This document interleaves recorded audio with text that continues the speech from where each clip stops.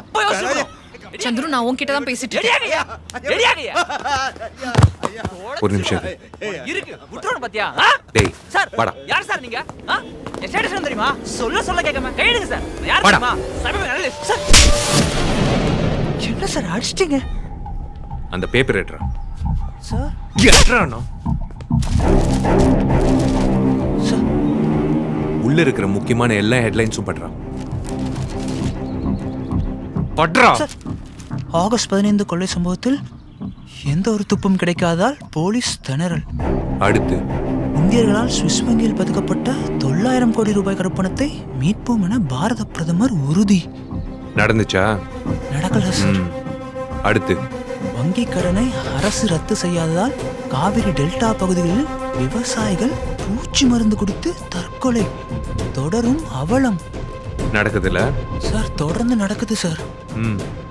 புதிய சாலை திட்டத்துக்காக பல்லாயிரம் ஏக்கர் விவசாய நிலங்கள் ஆக்கிரமிப்பு. சொந்த நிலங்களிலிருந்து மக்கள் விரட்டி அடிப்பு. நீ ஆம்பளையா இருந்தா, உனக்கு உண்மையிலேயே தைரியம் இருந்தா, இப்போ அந்த வயசானவர்கிட்ட காட்டினியே அதே கோவத்தையும் வீரத்தையும் இதுல இருக்கிற ஏதாச்சும் ஒரு விஷயத்துல காட்ட முடியுமாடா? துணிச்சல் இருக்கா? டே, நீ அதை தட்டி கூட கேட்க வேணாண்டா. எதிர்த்து சத்தமா எல்லாருக்கும் கேட்கிற மாதிரி உன்னால ஒரு கேள்வி கேட்க முடியுமாடா? சொல்றா. முடியாது.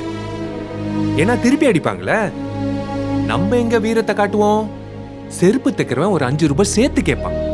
அங்கதான் நம்ம வீரத்தை காட்டுவோம். செப்டிக் டேங்க் கிளீன் பண்றவன் ஒரு 50 ரூபாய் கூட கேட்பான். அங்கதான் நமக்கு கோபம் வரும். இல்ல 50 வயசு தாண்டின பெரியவர் 24 மணி நேரம் ஏடிஎம்ல செக்யூரிட்டியா இருக்காரு. அவரோட கஷ்டம் என்னன்னு யோசிக்க வேணாம். முடிஞ்ச வரைக்கும் அவரை காயப்படுத்தாம ஒதுங்கி போலாம். நம்ம எங்க ஏறி மிதிக்கணுமோ அங்க இறங்கிடுறோம்.